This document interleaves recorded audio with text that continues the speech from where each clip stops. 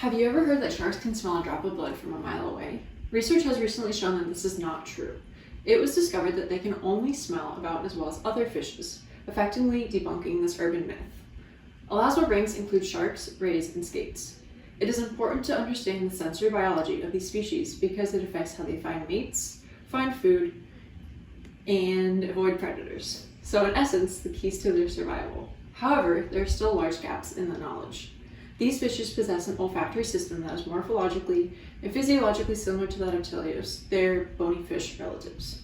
The general structure includes an olfactory bulb and a capsule that houses the olfactory rosettes.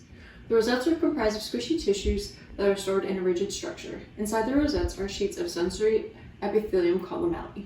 On the lamellae is where scent detection occurs.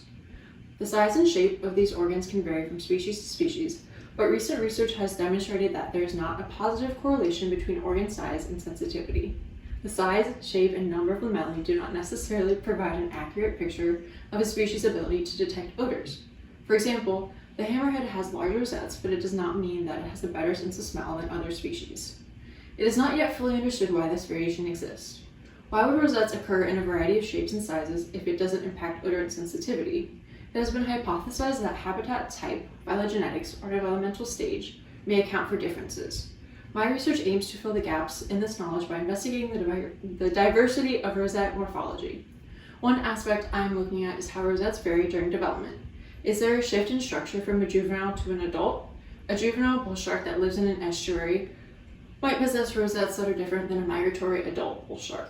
Another variable is evolutionary history or phylogeny of elasmobranchs. Unique rosette shape and structure may have evolved within the Elasmobranchiae subclass. Finally, I aim to quantify the morphology of these organs in a natural position within the fish's head using a micro CT scanner. A CT scanner uses X-rays to create reconstructed three-dimensional models of an object. Most of the existing data has been collected on rosettes have been dissected from specimens' head. 3D reconstructions allow us to better understand the morphology of rosettes and the potential impacts of location and orientation within the cranium. Together, these factors may help elucidate the question of why such an important sensory structure would exhibit drastic differences in morphology. The broader implications of this study include the development of bio-inspired chemical detection devices. Examining how the sensory organ of elasmobranch fishes functions can lead to improved sensing devices for diagnostic medicine and homeland security. We know that sharks can't smell a drop of blood a mile away, but my research will answer more questions about how these sharks can smell.